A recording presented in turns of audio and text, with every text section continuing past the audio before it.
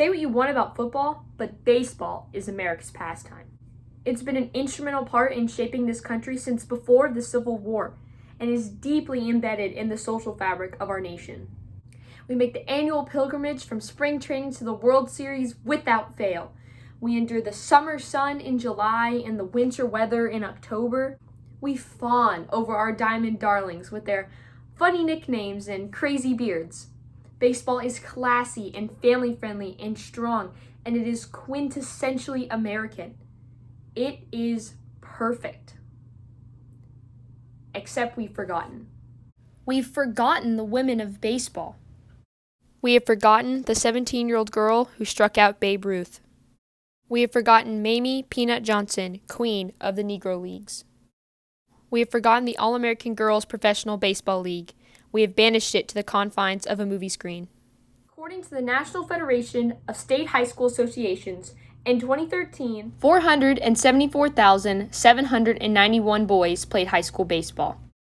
Only 1,259 girls did. Sadly, I can't imagine that number has gone up much since then. Numbers are a part of baseball. Its capitalist nature reveals how American it truly is, for better or worse. What people fail to think about is just how economically viable the women's baseball market is. Yes, there are plenty of women who are interested in and love baseball without ever having played it. But if people can see themselves represented, the potential audience and market only increases. Women's baseball, just like men's baseball, produces emotional responses.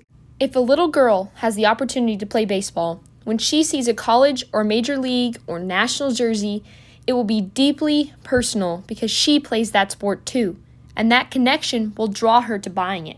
This economic approach to the issue of girls' baseball could also help educational institutions who are constantly concerned about costs. It's much cheaper to have girls play baseball, as schools would only have to buy baseball equipment rather than paraphernalia for both baseball and softball. With bats, balls, helmets, and uniforms all differing in shape and style, funding two sports can be expensive. Plus, they would have less fields to upkeep and pay for, as the girls and boys teams could simply share. Allowing girls access to baseball is all profit and no risk.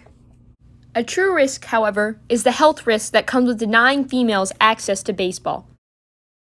The CDC reports that childhood obesity is up to 18.4% for 6 to 11-year-olds, which is the age where most kids start to pick up sports. While exercise is not the only factor when it comes to weight, it certainly couldn't hurt to involve it in one's daily life. And when people truly enjoy what they're doing, they're more likely to stick with it. So getting kids excited about playing a sport and exercising, any sport at all, should be the priority.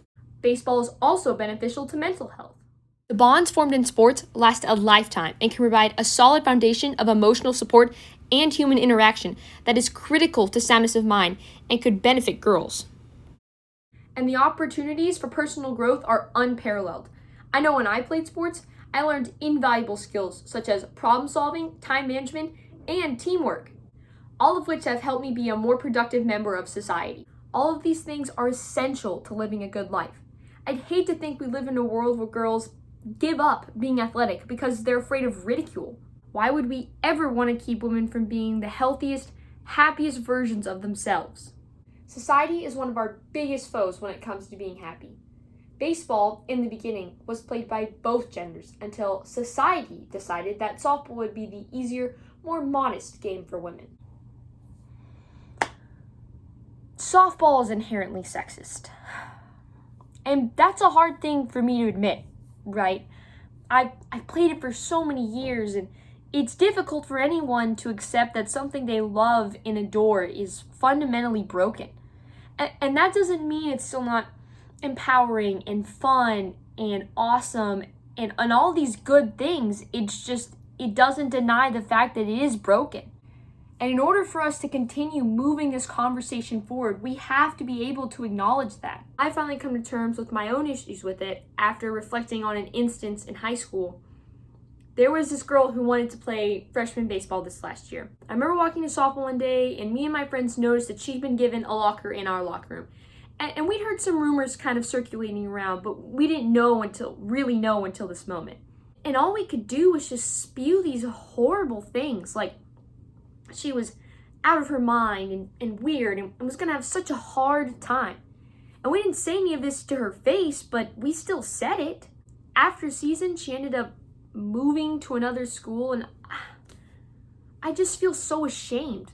We could have helped her out and supported her, and instead we just left her out to dry.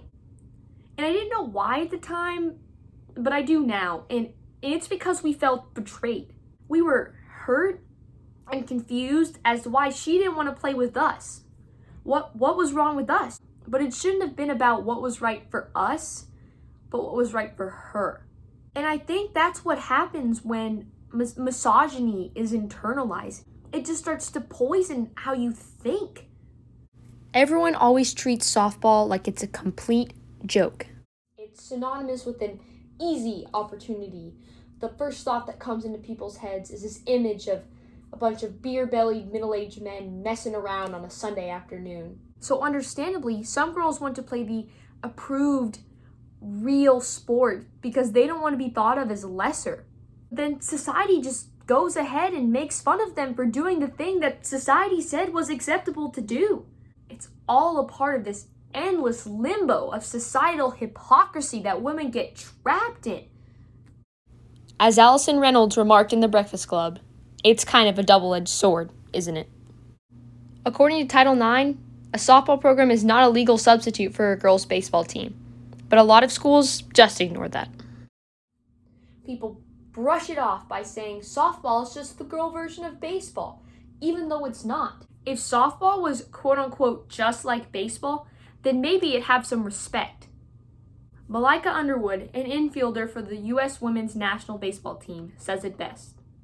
Baseball is the only sport where we've allowed the equivalent for women to be something totally different. No one ever told Serena Williams to go play ping pong instead of tennis. Maybe one of these days we can get there. Get to where girls can be happy and healthy and play whatever they want. But that's not our reality. Traditionalists want baseball to stay exactly how it's always been. They say women will fundamentally change the nature of the game and send it on a path to ruin. But if you really, really love something, you want to see it survive. And how it survives is by getting more people to play it and love it and dedicate their whole lives to it. And there are people willing to do that if we can just allow them to do what they love. These are not the same thing. They never have been, and they never will be. And that is perfectly okay. Women making the choice between these two is perfectly okay. Diamonds are a girl's best friend, whether it be a softball diamond or a baseball one.